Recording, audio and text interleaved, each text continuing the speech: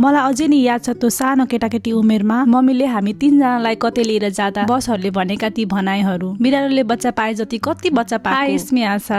अहिले हामी 3 दिदी बहिनी अस्ट्रेलियामा दिनहरू कटाउँदै छौं। परदेशी जिन्दगीमा आफ्नो वरिपरि माया गर्ने मान्छे हुनु भनेकै एउटा ब्लेसिङको कुरा हो, जुन ब्लेस चाहिँ हामी 3 दिदी बहिनी छौं जस्तो लाग्छ। सबैले भन्छन् Asha you are so lucky. Yes I am always. सानादेखि नै हामीलाई सायद साथीहरूको त्यति जरुरत परेन, न हामीलाई साथीहरू कुरा काट्नको लागि चाहिन्थ्यो न झगडा गर्न। दया र माया के हो हामीलाई यही रिलेसनले नै सिकायो। बच्चा हेर्नुलाई कति गाह्रो हुन्छ र झन् उनीहरूको जिम्मेवारी पूरा गर्न कति गाह्रो हुन्छ त्यो त हामी आफ्नो आमा बाबालाई हेरौँ भने थाहा हुन्छ। बच्चामा कतै हिँड्दा बस नरोकेर सबै 3 जना कता कता लुकेको याद आयो, अनि बसवालाले मम्मीलाई होचाएर भनेको सुन्दा त पैसा उठाउनेसँग नि रिस उठ्यो। एनीवे हामी एकअर्काको साथी हुनु नै हाम्रो लागि सबभन्दा राम्रो कुरा हो। एकअर्काको प्रगतिमा रमाउने एउटा हाम्रो लागि सम्पत्तिको कुरा हो। यति भनिराख्दा आफ्नो मम्मी बाबालाई धेरै माया गर्दै आज हामी लाग्यौं 3 जना कोको खेल्नतर्फ। एलिसाले चाहिँ आज तिमीहरू जे खेर त्यसको पैसा मैले तिर्छु भनेपछि हामी पनि फेरि त्यही बच्चामा फर्किने कुरै भएन। भिडियो भरि देखेका खेल खेली मेरो लागि सबै पहिलो अनुभव थियो। बाइक रेस गर्नु, गन सुट गर्नु, अनि मरी डलहरू मेसिनबाट तान्नु। मैले फर्स्ट टाइम बोलिङ गरेको थिएँ, त्यसमा पनि सबैलाई जितेर मैले फर्स्ट आउनु। यो सबै मेरो लागि नौलो र रमाइलो थियो। अनि हामीलाई गेम खेल्न नआएर हामीले टिकटक भरि यसलाई कसरी खेल्ने भन्ने खोजेको, अनि मरी गेम खेल्न सकेको। यस्तो रह्यो आजको हाम्रो रात। साह्रै रमाइलो थियो, साह्रै पिसफुल अनि ह्याप्पी वाला। थ्यांक यू सो मच लास्टसम्म भिडियो हेरिदिनु भएकोमा। फेरि पनि अर्को भिडियोमा ल्याउँछु भन्दै अहिलेलाई चाहिँ बाई, सी यू।